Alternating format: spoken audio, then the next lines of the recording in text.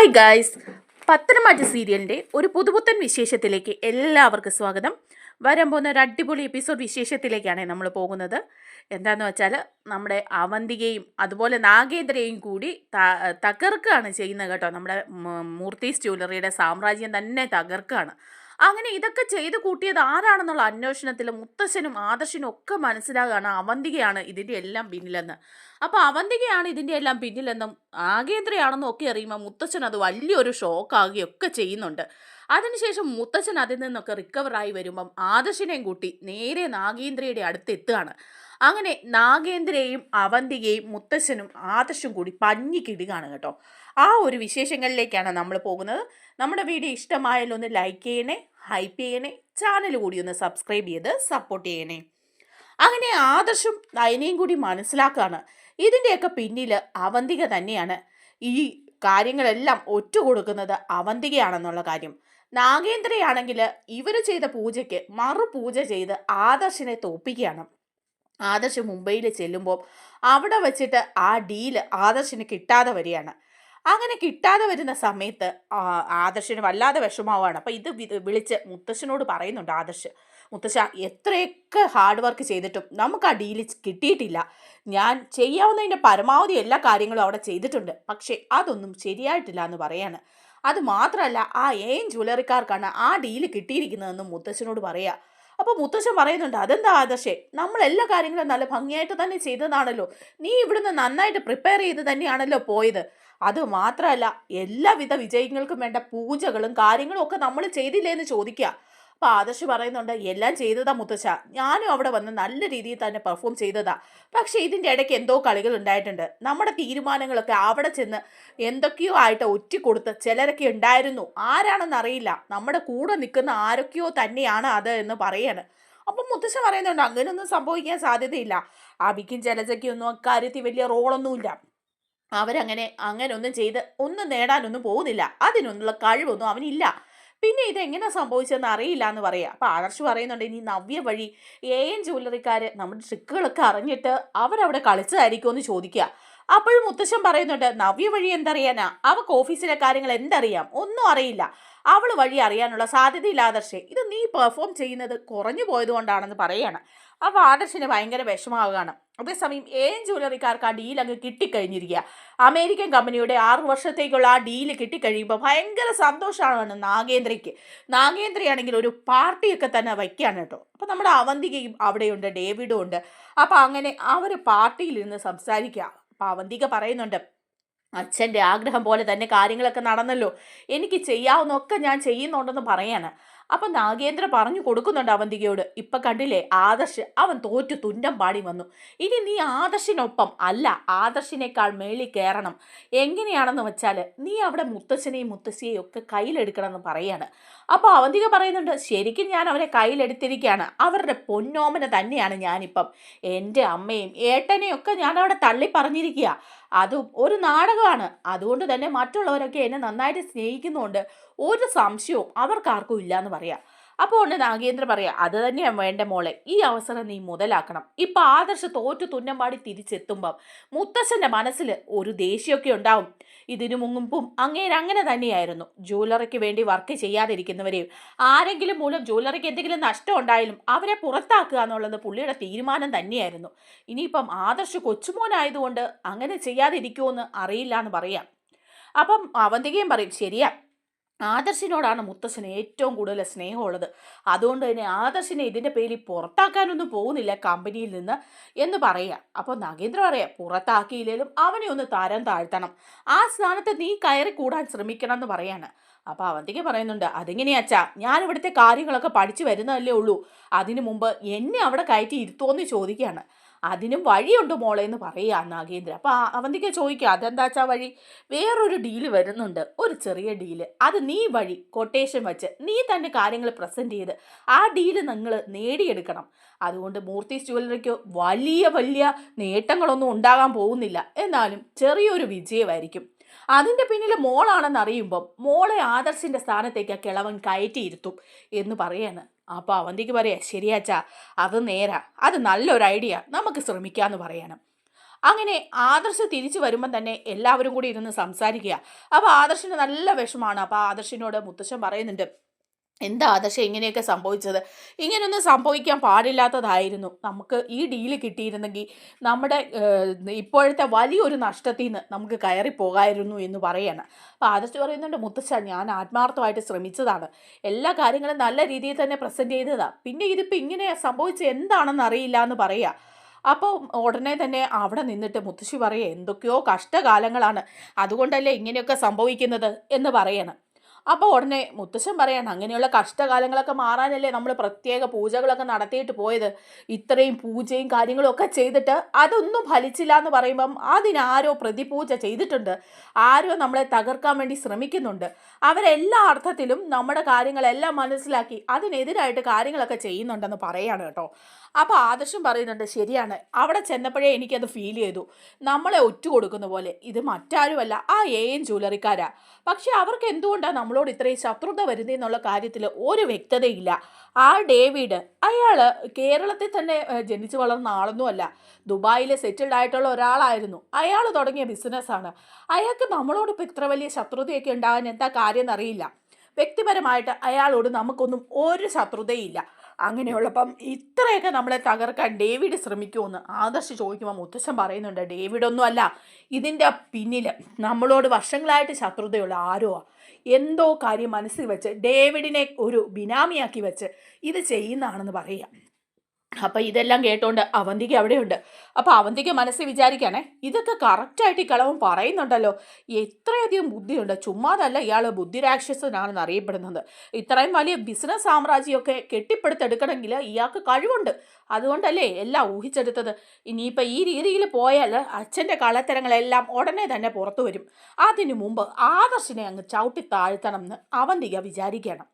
അങ്ങനെ എല്ലാവരും സംസാരിച്ചുകൊണ്ടിരിക്കുമ്പോഴേക്കും ജയനും അജയനും ഒക്കെ പറയുന്നുണ്ട്, ഞങ്ങൾ കൂടി വരായിരുന്നു, നിനക്ക് മാനസികമായിട്ട് ഒത്തിരി ബുദ്ധിമുട്ടുണ്ടല്ലോ, അന്ന് ദുബായിൽ പോയപ്പോഴും നിനക്ക് ഇങ്ങനെയുള്ള പ്രശ്നങ്ങളൊക്കെ ഉണ്ടായി, ആ ഒരു ടെൻഷൻ കൊണ്ടായിരിക്കും ആദർശം ഇങ്ങനെ സംഭവിച്ചതെന്ന് പറയുമ്പോൾ ആദർശം സമ്മതിക്കുന്നില്ല കേട്ടോ, എനിക്ക് അങ്ങനെയുള്ള ടെൻഷനൊന്നും ഇല്ലായിരുന്നു, ഇതെങ്ങനെ സംഭവിച്ചെന്ന് അറിയില്ല, നമ്മളെ ആരോ ചതിച്ചു എന്ന് ആദർശ് പറയാം. അപ്പോൾ മുത്തശ്ശൻ പറയുന്നുണ്ട്, അതൊക്കെ സത്യം ആദർശേ, പക്ഷേ നീ ഇപ്പോൾ കമ്പനിക്ക് വേണ്ടി ചെയ്യേണ്ട ഒരു വലിയ കാര്യം നീ ചെയ്തില്ല, നിനക്കതിലൊരു പാളിച്ച പറ്റി, അത് നിനക്ക് സംഭവിച്ച ഒരു നെഗറ്റീവ് തന്നെയാണ്. നേരത്തെ സമയമാണെങ്കിൽ ഇങ്ങനെ കമ്പനിക്ക് വേണ്ടി പോയിട്ട് അത് നേടാതെ തോറ്റ് തുന്നം പാടി വരുന്നവരെ ഞാൻ കമ്പനിയിൽ നിന്ന് തന്നെ പുറത്താക്കിയേനെ. ഇപ്പോൾ അതല്ലല്ലോ സാഹചര്യം, എനിക്കിപ്പം അതിനുള്ള ആരോഗ്യസ്ഥിതി മാനസിക സ്ഥിതി ഒന്നുമില്ല, പിന്നെ കാര്യങ്ങളെല്ലാം നോക്കി നടത്താൻ നിന്നെയാണ് ആദർശിനെയാണ് ഏൽപ്പിച്ചിരിക്കുന്നത്. അങ്ങനെയുള്ളപ്പം ആദർശിനെ പുറത്താക്കുക എന്ന് പറഞ്ഞാൽ അത് വലിയ കുറവായിട്ട് തന്നെയാണ് ഞാൻ കാണുന്നതെന്ന് പറയാം. അപ്പോൾ ആദർശ് പറയാം, മുത്തശ്ശൻ എന്താ മുത്തശ്ശൻ ഇങ്ങനെ പറയുന്നത്, മുത്തശ്ശനും ഇപ്പം എന്നെ മനസ്സിലാക്കുന്നില്ലെന്ന് ഉള്ള അവസ്ഥയിലേക്ക് ആയോ എന്ന് ചോദിക്കുമ്പോൾ മുത്തശ്ശൻ പറയാണ്, എൻ്റെ തീരുമാനങ്ങൾ അങ്ങനെ തന്നെയായിരുന്നു, അത് തന്നെയാണ് നമ്മുടെ ജ്വല്ലറി ഇത്രയധികം ഉന്നമനങ്ങളിൽ എത്താനുള്ള കാരണവും, എൻ്റെ തീരുമാനങ്ങളൊന്നും പിഴച്ചു പോയിട്ടില്ലായിരുന്നു എന്ന് പറയാം. അപ്പോൾ അവന്തേക്ക് മനസ്സിൽ ഇങ്ങനെ ലഡു പൊട്ടി നിൽക്കുകയാണ് കേട്ടോ. ഇനിയിപ്പോൾ ആദർശിനെ ഈ രീതിയിൽ അങ്ങോട്ട് പുറത്താക്കും, ആ സ്ഥാനത്തോട്ട് കയറി പറ്റാണ്. അങ്ങനെ നമ്മുടെ അവന്തികയാണെങ്കിൽ ജുവലറിയിൽ നല്ല ആക്റ്റീവ് ആകുകയാണ്, എല്ലാ കാര്യങ്ങളിലും ആക്റ്റീവ് ആവുകയാണ് ഭയങ്കരമായിട്ട്. എന്നിട്ട് മുത്തശ്ശൻ്റെ മുന്നിൽ വന്ന് എല്ലാം പ്രസൻറ്റ് ചെയ്ത് ഒരു പ്രീതിയൊക്കെ പിടിച്ച് പറ്റുവാണ്. അങ്ങനെ മുത്തശ്ശന് തന്നെ ഒരു ഇത് തോന്നുകയാണ് അവന്തികയോട്, ഇവൾ മിടുക്കിയാണല്ലോ എന്നുള്ളൊരു തോന്നൽ തോന്നുന്നു. അപ്പോൾ മുത്തശ്ശൻ തന്നെ മുത്തശ്ശിയോട് പറയാണ്, കണ്ടോ അവന്തിക മോള് വന്നപ്പോൾ നമ്മുടെ ജ്വല്ലറിയിൽ നല്ല മാറ്റങ്ങളുണ്ട്, ആദർശ് മാത്രമാണ് എല്ലാ കാര്യങ്ങളും ചെയ്യുന്നതെന്നാണ് നമ്മൾ വിചാരിച്ചത്, പക്ഷേ കണ്ടില്ലേ മോളും ഇപ്പോൾ കാര്യങ്ങളിലെല്ലാം ഇടപെട്ടു തുടങ്ങി, അതിൻ്റെതായ മാറ്റം കാണാനും ഉണ്ട്. എന്തായാലും വിദേശത്തൊക്കെ പോയി പഠിച്ച കുട്ടിയല്ലേ, അതിൻ്റെ കഴിവ് കാണിക്കുന്നുണ്ട്, ആ ജലജയുടെ അബിയുടെയും ഒന്നും വിത്ത് ഗുണം കാണിക്കുന്നുമില്ല എന്ന് പറയാം. അപ്പം മുത്തശ്ശൻ പറയുന്നുണ്ട്, അതെ നല്ല വിനയമൊക്കെ ഉള്ള കുട്ടിയാണ്, ഞാൻ ഓർത്തു ഇനിയിപ്പം വരുമ്പോഴേക്കും ആ ജലജയുടെ സ്വഭാവമായിട്ട് വരുമെന്ന്, ഇവിടുന്ന് പോയതിലും മിടുക്കിയായിട്ട് സ്വഭാവത്തിനൊക്കെ മാറ്റം വന്ന് ആ കുട്ടി തിരിച്ചു വന്നത്, ഏതായാലും നമ്മുടെ ജ്വല്ലറിയിലെ കാര്യങ്ങൾ നോക്കാൻ കഴിവുള്ള ഒരാളായല്ലോ എന്ന് മുത്തശ്ശിയും പറയാണ്. അങ്ങനെയൊക്കെ ഇരിക്കുന്ന സമയത്ത് വീണ്ടും ഒരു ഡീല് വരികയാണ് കേട്ടോ. അപ്പോൾ ആദർശ് വേറെ ഒരു ഡമ്മി പോലെയുള്ള അവസ്ഥയായി. മുത്തച്ഛനാണേലും ആദർശിന് വലിയ ബലം കൊടുക്കുന്നില്ല. ആദർശിന് നല്ല ടെൻഷനും വിഷമവും ഒക്കെ ഉണ്ട് ഈ കാര്യങ്ങളൊക്കെ ഓർക്കുമ്പം. ജ്വല്ലറി ഒന്നിനൊന്നിന് താഴേക്ക് പോയിക്കൊണ്ടിരിക്കുകയാണ്. അപ്പം നയനയോട് ആദർശ് പറയുന്നുണ്ട്, നയനെ ഇപ്പോൾ കണ്ടില്ലേ, ഞാൻ ആ ഡീലിന് പോയി വിജയിച്ചു വരുമെന്ന് എല്ലാവരും വിചാരിച്ചിരുന്നതാണ്, എന്നിട്ട് അതൊന്നും സാധിക്കാതെ വന്നു കഴിഞ്ഞപ്പോഴേക്കും മുത്തശ്ശൻ്റെ കൂടെ ഭാവം മാറിയത് നീ കണ്ടില്ലേ എന്ന് ചോദിക്കുക. അപ്പം നയന് പറയുന്നുണ്ട്, ശരിയാ, മുത്തശ്ശൻ അങ്ങ് മാറി, മുത്തശ്ശന് നല്ല ദേഷ്യമൊക്കെ ഉണ്ട്. കാരണം കമ്പനി നശിച്ചുകൊണ്ടിരിക്കുകയല്ലേ, അതിൽ നിന്ന് കരകയറ്റാൻ വേണ്ടിയാണ് മുത്തശ്ശൻ ഇരുന്നത്. എന്നിട്ട് അതുകൂടി സാധിക്കാതെ വന്നപ്പം മുത്തശ്ശൻ അതിൻ്റെതായ വിഷമമായിരിക്കും ആദർശേട്ടാന്ന് പറയാ. അതെ, അത് സത്യം തന്നെയാണ്. അല്ലെങ്കിൽ ഞാൻ ഇപ്പോൾ ഈ MD സ്ഥാനം അങ്ങ് രാജിവെച്ചാലോ എന്ന് ആലോചിക്കുകയാണെന്ന് പറയാം. അപ്പം നയന പറയുന്നുണ്ട്, അതെന്താ ആദർശേട്ടാ അങ്ങനെ, അതിന് പകരം വേറെ ആരിനി MD സ്ഥാനത്തേക്ക് കയറിയിരിക്കുമെന്ന് പറയുക. അപ്പോൾ ആദർശ് പറയാം, മുത്തശ്ശൻ തന്നെ ഇരിക്കട്ടെ, ഞാൻ കാര്യങ്ങളൊക്കെ നോക്കി നടത്തിക്കോളാം. അല്ലെങ്കിലും എനിക്ക് ഈ MD സ്ഥാനത്തിന് ഒരു യോഗ്യതയില്ലാന്ന് എൻ്റെ മനസ്സ് തന്നെ പറയുന്നുണ്ട്. എന്തോ ഈ ഇടയായിട്ട് ഞാൻ ചെയ്യുന്ന കാര്യങ്ങളെല്ലാം പിഴച്ചു പോകുന്നതായിട്ട് എനിക്ക് തോന്നുക നയനെന്ന് പറയാം. അപ്പോൾ നയന പറയുന്നുണ്ട്, ആദർശേട്ടാ അങ്ങനെ ഒരു തീരുമാനമൊന്നും എടുക്കരുത്. മുത്തശ്ശനായിട്ട് അങ്ങനെ ഒരു തീരുമാനം എടുക്കുന്നുണ്ടെങ്കിൽ അത് നമുക്ക് അംഗീകരിക്കാം, അല്ലാതെ ആദർശേട്ടനായിട്ട് അങ്ങനെ ഒരു തീരുമാനം എടുക്കരുതെന്ന് പറയാം. അപ്പോൾ ആദർശ് പറയുന്നുണ്ട് മുത്തശ്ശനോടെ, ഞാൻ മുത്തശ്ശനോട് ചെന്ന് സംസാരിക്കുക എന്ന് പറഞ്ഞ് മുത്തശ്ശൻ്റെ അടുത്തേക്ക് പോവുക. എന്നിട്ട് ആദർശ് മുത്തശ്ശനോട് ചെന്ന് പറയണം, മുത്തശ്ശ എനിക്ക് കുറച്ച് കാര്യങ്ങൾ സംസാരിക്കാനുണ്ടെന്ന് പറയാം. അപ്പം ഉടനെ മുത്തശ്ശൻ ചോദിക്കുക, എന്താണെന്ന് ചോദിക്കുന്നുണ്ട്. അപ്പോൾ പറയാണ്, അതെ മുത്തശ്ശ, ഞാൻ ഈ MD സ്ഥാനത്ത് നിന്ന് മാറാൻ തീരുമാനിച്ചിരിക്കുകയാണ്. തൽക്കാലം താഴെ ഏതെങ്കിലും ഒരു മാനേജർ പോസ്റ്റിൽ ഇരുന്നോളാം. മുത്തശ്ശൻ തന്നെ കാര്യങ്ങളൊക്കെ നോക്കി നടത്തുക. MD സ്ഥാനത്ത് മുത്തശ്ശൻ തന്നെ ഒന്ന് ഇരിക്കുക. മുത്തശ്ശന് ഇത്രയും പ്രായമായെങ്കിലും ഒക്കെ മുത്തശ്ശന് കാര്യങ്ങൾ ഡീൽ ചെയ്യാൻ കുറച്ചുകൂടി എളുപ്പമായിരിക്കും. മുത്തശ്ശൻ പറയുന്ന അനുസരിച്ച് ഞാൻ പ്രവർത്തിച്ചോളാം എന്ന് പറയാം. അപ്പോൾ മുത്തശ്ശൻ പറയണേ, ഇല്ല, എനിക്ക് ആ സ്ഥാനത്ത് ഇരിക്കാൻ ഇനി പറ്റില്ല, അതിനുള്ള ഒരു അവസ്ഥയൊന്നും അല്ല എനിക്ക്, അതുകൊണ്ട് തന്നെ നിന്നെ ആക്കിയിരിക്കുന്നത് അതുകൊണ്ടാണല്ലോ എന്ന് ചോദിക്കാം.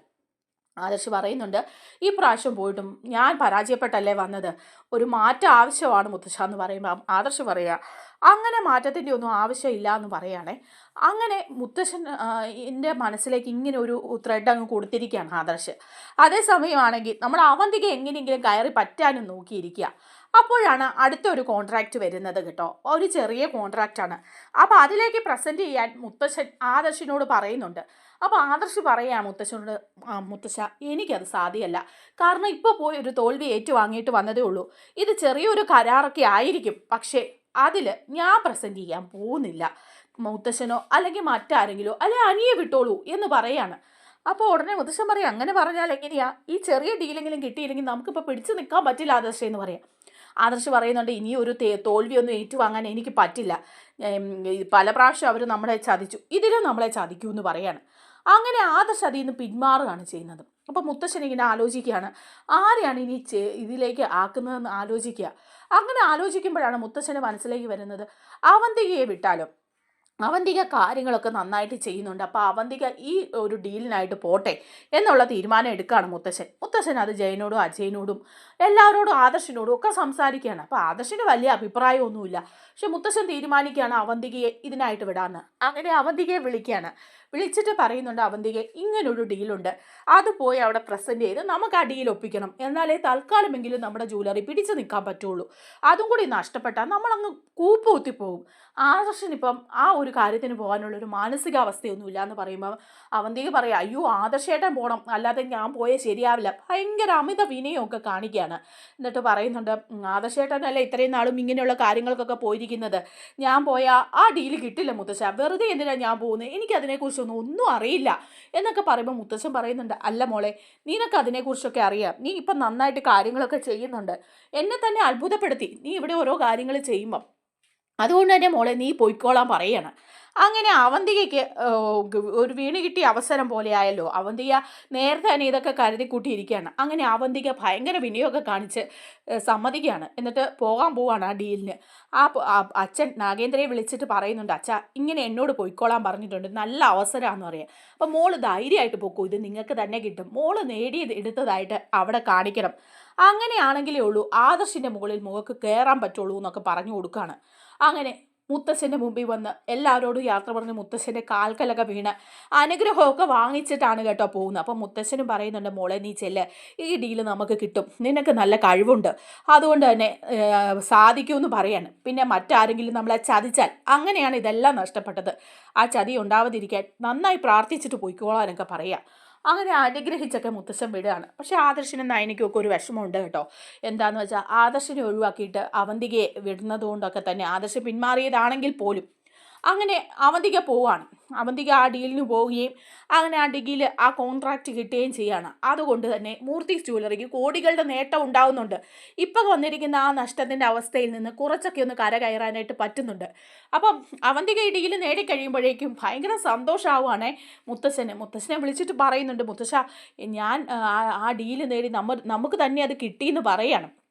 അപ്പം മുത്തശ്ശനെ പറയാ, ശരിയാ, നന്നായി മോളെ, ഞാൻ പറഞ്ഞില്ലേ നീ പോയാൽ അത് സാധിക്കുമെന്ന്. നിനക്ക് നല്ല കഴിവുണ്ട്, അല്ലെങ്കിലും നമ്മുടെ ജ്വല്ലറിയിലെയും ബിസിനസ്സിൻ്റെയും കാര്യങ്ങളൊക്കെ നീ നന്നായിട്ട് തന്നെയാണ് മോളെ നോക്കുന്നത്. അതുകൊണ്ട് നിന്നെ ഞാൻ ഒരു നല്ല പൊസിഷൻ തന്നിരുത്താൻ തന്നെ തീരുമാനിച്ചിരിക്കുക എന്ന് പറയാണ്.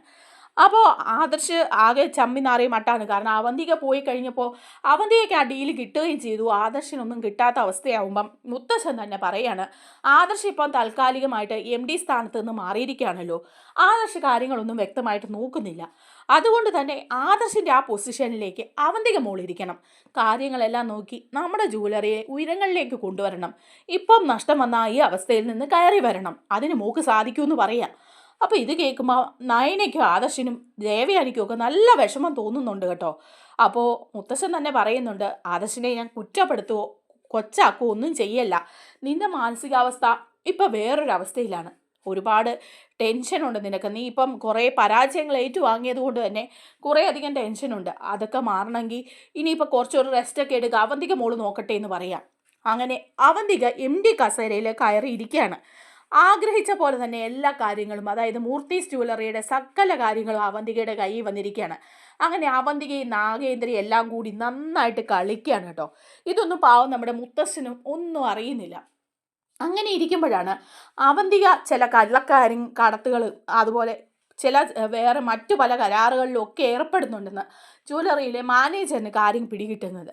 മാനേജർ അത് നേരെ വിളിച്ച് ആദർശിനെ അറിയിക്കുന്നുണ്ട്. ആദർശിനോട് പറയുന്നുണ്ട്, സാർ, ഇവിടെ ചില കാര്യങ്ങളൊക്കെ നമ്മൾ ചെയ്തതിലും വിരുദ്ധമായിട്ട് നടക്കുന്നുണ്ട്. പല പല കള്ളത്തരങ്ങളും കണക്കിലൊക്കെ വരുന്നുണ്ട്.